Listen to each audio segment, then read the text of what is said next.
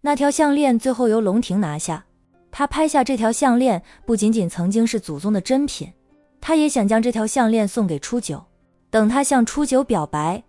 就将这条项链送给初九，当作是定情礼物。他想娶的人只有初九，他当家主，他就是家主夫人。项链曾经是先辈的一位家主夫人佩戴，他就再让这条项链成为家主夫人的首饰。接下来的那些拍卖珍品，龙庭都没有了兴趣再拍。程琳琳和穆晴各拍下了一件喜欢的珍品，欧阳雅姐妹俩也拍了一件，就是龙英明父子俩都拍了几件没那么贵的珍品。拍卖会结束后，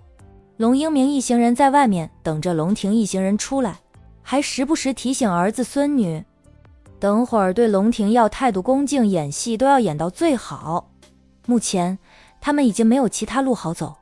唯有等龙庭坐上家主之位后，他们再想办法除掉龙庭。龙庭没有接管家主之位时，他没有被敌人包围在中间，一旦他坐上家主之位，就等于被敌人包围在中间。龙老头觉得他们的机会反而更多了。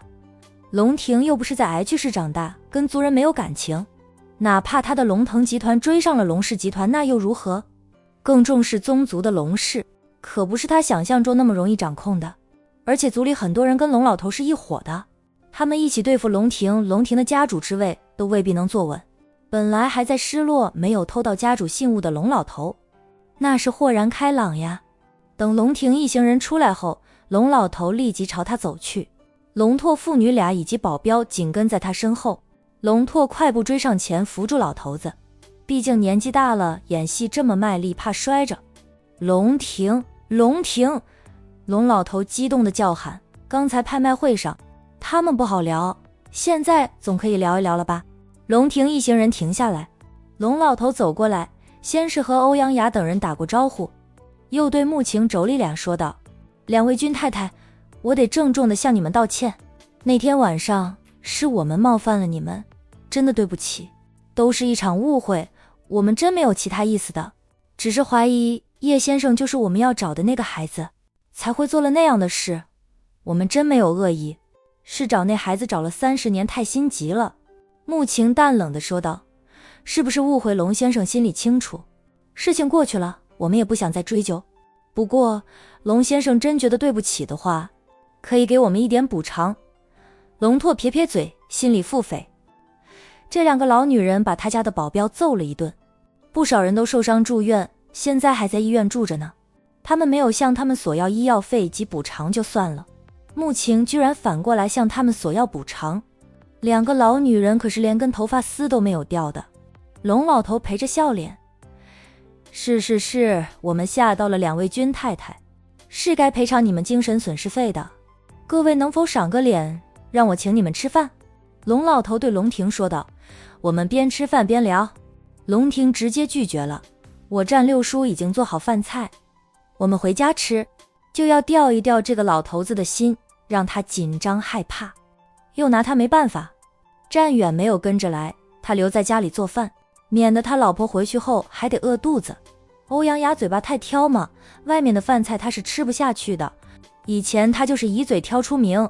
嫁给战远后吃惯了战远做的饭菜，嘴巴就更挑了。他的每天3餐要么在家里吃，要么是战远去公司做给他吃。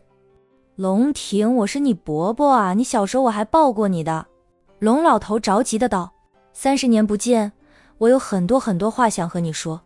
伯伯请你吃饭，你还不肯赏个脸吗？论辈分，他是龙庭隔了几代的堂伯，他和上任家主就是隔代堂兄弟，他的祖辈和龙庭的曾祖辈是同父异母兄弟，只不过龙庭的曾祖由于是原配所出，从小就是家主接班人，而龙老头的祖辈是后期所生，无缘家主之位就成了旁支旁系，明明是同一个爸所生，因为身份不同，后辈也就无缘家主之位，远离权力中心，龙老头才会不甘心他父亲还活着时，也是很不甘心，暗地里各种搞小动作。龙老头从小看到大，受到父辈的影响，他才会一心想夺权上位，想改写家主之位总是传给嫡系一脉的定律，他的心思藏得深，表面上和家主关系很好，很忠于家主背地里到处拉拢势力，策划灭门夺位的阴谋。龙庭似笑非笑的，你不怀疑我是假的吗？姓龙的人那么多，叫龙庭的人也不止我一个，咱俩家斗鸡眼似的，你这么容易就相信我？龙老头噎了噎后说道，天底下姓龙的叫龙庭的人是不止你一个，但你跟你爸长得很像，我和你爸是兄弟，我们一起长大的，跟他关系极好。他结婚早早生娃，家主年纪比他小，结婚晚，婚后又几年才生孩子，龙庭又是家主最小的孩子，差距就大了。龙拓和龙庭属于同辈，龙庭才30出头，龙拓已经50好几。你1岁之前我经常抱你，也等于是看着你长大到1岁的，就算我想质疑也质疑不了，太像了。我们2家公司斗鸡眼似的，那是因为不知情，是误会，再者做生意嘛，同行相忌是正常的，就算是亲兄弟都会有生意之争呢。龙庭伯伯，请你吃饭，咱们好好聊聊行不？龙庭还是拒绝了他，并且不想再和他多说话。在初九等一班保镖簇拥下走了，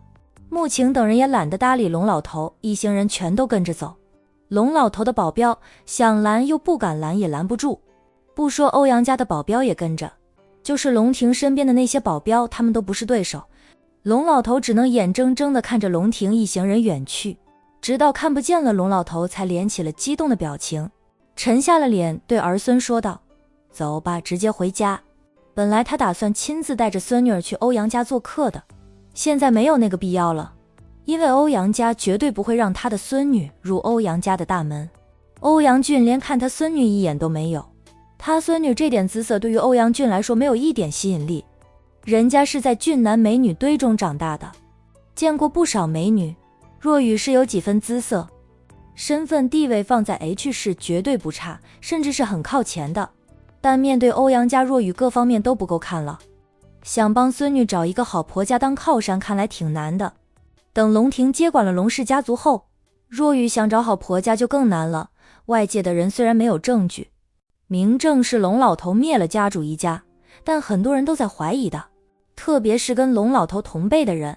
H 市的豪门大族，谁敢让龙若雨进门？龙庭回来了，他难道就不会报仇？他一旦替父母家人报仇，龙老头这些人绝对不会有好下场，自然也会影响到龙若雨以及她的婆家，所以没有人敢轻易让龙若雨进门。上车后，龙老头脸色还是很难看，陪他坐同一辆车的龙若雨看了爷爷好几次，最终忍不住安慰的道，爷爷天无绝人之路，咱们家肯定能走出一条康庄大路的。叶龙庭就是龙庭，我们早就那样认为的了，交锋无数次，他什么手段咱们也清楚了，以后再交手未必会输。怎么说我们家也经营了30年，他就算是家主的儿子又如何？以为家主那么好当的？龙老头看着孙女儿片刻后叹着气，若雨，爷爷不是担心他上不上位的事，他若是有信物，他随时都能上位，我们是拦不住的。爷爷是担心你的人生大事，早知道早点给你找一门好婆家。孙女儿刚大学毕业时，他就给孙女儿安排亲事，现在孙女儿都在婆家站稳脚跟了，那时候他们家各方面都很强，想在 H 市给孙女儿挑一门好亲事容易得很。也就是近2年龙腾集团崛起了，能跟龙氏集团打成平手，加上龙庭一直针对他们，若雨的身份地位才会发生变化。只要龙庭不接管龙氏家族，若雨依旧能嫁入豪门当大少奶奶。当初安排你去纠缠叶龙庭也是个错误，害了你啊。龙若雨纠缠叶龙庭的事，整个 H 市的人都知道，龙庭不给龙若雨一点面子，多少次公开场合都打脸龙若雨，上流社会的人都看在眼里，龙若雨的名声便没那么好听了。H 市上流社会的青年才俊就那么多，他们很多已经有了联姻对象或者已婚，未婚的有谁比得上龙庭的？比不上龙庭，他们心里多少都会嫉妒龙庭，然后龙庭都看不上的女人，他们又怎么会要？所以龙若雨想嫁本市的豪门大族，几乎不可能了，除非下嫁，嫁那些家里条件一般般、底蕴不如龙家的了。龙老头想想都不甘心，不用说龙若雨不甘心了，龙若雨是他的长孙女，虽说不是孙子，夫妻俩也是当成掌上明珠疼着爱着的。打的主意就是让孙女嫁入豪门大族当少奶奶，以后再当家太太，那样他们的人脉势力又能更上一层楼。龙若雨没想那么多，他说道，那有什么，傻子都看得出来，我那是用美人计，又不是真心的。叶龙庭也没有上当，我们两家是死对头，大家是知道的，我又没有和叶龙庭发生过什么，清清白白的怎么就嫁不了人？不是龙若雨不乐意发生点什么，是叶龙庭正眼都瞧不上他，那就是一个计谋，又不是真的。爷爷欧阳俊还真不错，虽说比我大了好几岁，看上去像是我的同龄人，最重要的是他是欧阳家的当家人了。我是你的孙女儿，要嫁人就要嫁个能当家做主的男人，